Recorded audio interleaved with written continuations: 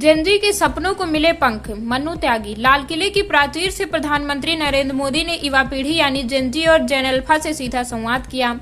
सरकार की नीतिगत दिशा स्पष्ट है, देश को डिजिटल तकनीक और मैन्युफैक्चरिंग महाशक्ति बनाना। इसके लिए आर्टिफिशियल इंटेलिजेंस की मुफ्त training, data centre, critical minerals की खोज और सेमीकंडक्टर चिप प्लांट्स जैसे अत्याधुनिक क्षेत्रों में भारी निवेश किया जा रहा है। सरकार का यह दीर्घकालिक सोच विकसित भारत 2047 के सपनों को पंख लगाने वाला है। लेकिन इस चमकदार तकनीक भविष्य के सिक्के का एक दूसरा और बेहद स्याह पहलू भी है, जो आज देश की सड़कों पर युवाओं के आक्रोश के रूप में बार बार दिखाई दे रहा है। इसमें कोई दो राय नहीं है कि भारत को वैश्विक सेमीकंडक्टर और एआई हब बनाने के प्रयास ऐतिहासिक हैं। सरकार चिप प्लांट्स और एआई इकोसिस्टम के लिए लाखों करोड़ रुपए खर्च कर रही है। नीति निर्माताओं का मानना है कि इन आधुनिक उद्योगों से देश में लाखों हाई एंड नौकरियां पैदा होंगी। लेकिन इस तथ्यात्मक सच से भी मुंह नहीं फेरा जा सकता कि ये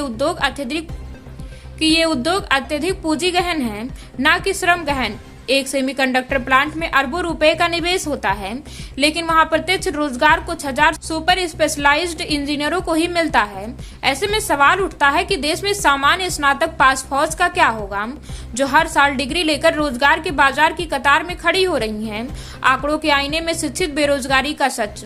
आर्थिक मोर्चे पर युवाओं की स्थिति को समझने के लिए सरकारी और अंतर्राष्ट्रीय संस्थाओं के आंकड़े आंखें खोलने वाले हैं। इंडिया स्किल्स की एक रिपोर्ट बताती है कि कॉलेजों से निकलने वाले 50% से अधिक युवा आज भी उद्योगों की तत्कालिक जरूरतों के हिसाब से रोजगार योग्य नहीं हैं।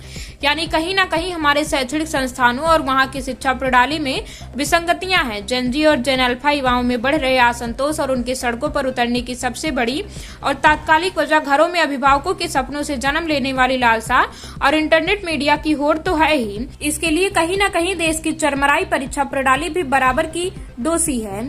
पेपर लीक जैसी विसंगतियां इन युवाओं की बेचैनी स्वाभाविक रूप से बढ़ाती हैं। एक विश्लेषण के मुताबिक पिछले 5 वर्षों में देश के 15 से अधिक राज्यों में 40 से ज्यादा बड़ी सरकारी भर्ती परीक्षाओं के प्रश्न पत्र लीक हुए हैं।